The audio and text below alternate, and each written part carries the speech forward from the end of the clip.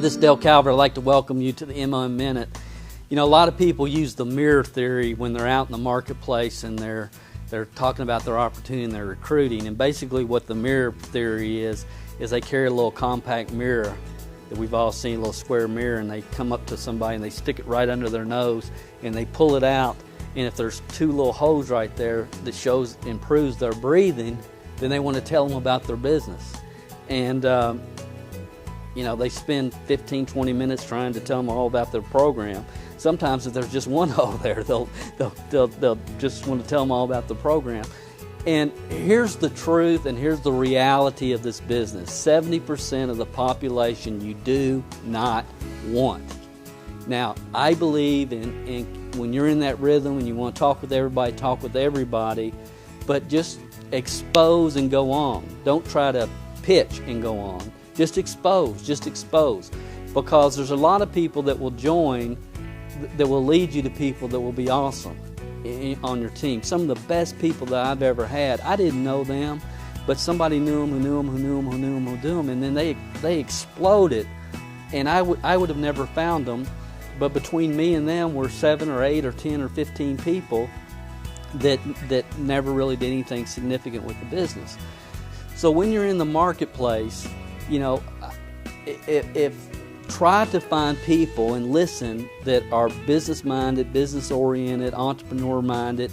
And I want to share with you something. I don't think I've ever shared this before, but this is really, really good advice. You can tell what a person will do in the future based upon what they've done in the past.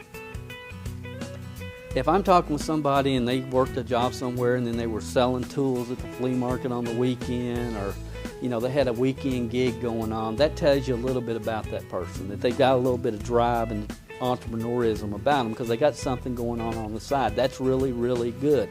Another thing that you can ask people, and this is off the wall, but I'll ask people sometimes, what was the first thing you ever did as a kid to make money?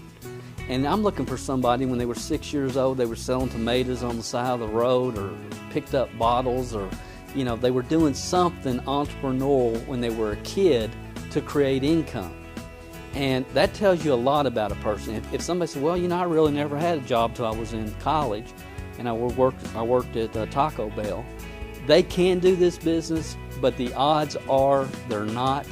Give me somebody that sold grit newspaper or whatever when they were 5 or 6 or 7 or 8 years old. There's something in them that they can do this business. So that's just a side note. But the last thing I wanted to share, when you're out and about and you're in the marketplace, have a drop card. You guys have seen we use $100 bill drop cards. We use different kinds of drop cards. You know, and just come up with a 3-foot rule statement and say it, hand the card, and walk away. Have your website or a phone number, which is a voicemail number that goes into ad box, and just hand it and walk away. That's all you have to do. You say whatever you're going to say and walk away.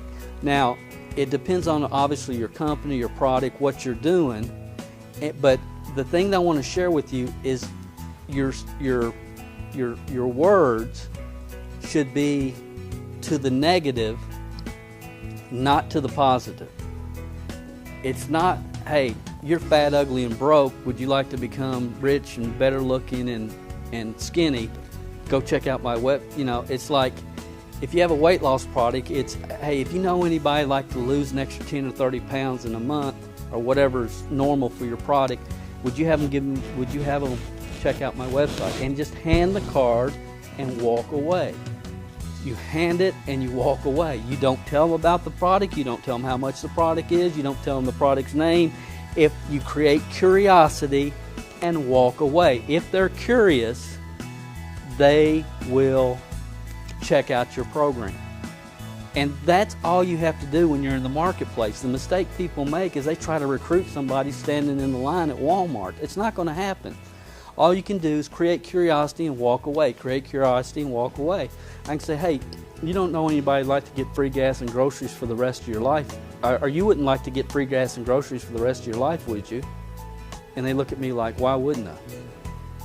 And a lot of times they'll say, no, I wouldn't. I said, well, I didn't think you would, but do me a favor and pass this card along to somebody who would and walk away.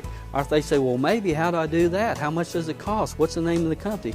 All the information's right on my website. Check it out. My phone number's there. If you have any questions, give me a call and walk away. And see, if I have a card, if I hand it, people are going to take it. It's just natural. They're going to take it. Hand it, walk away.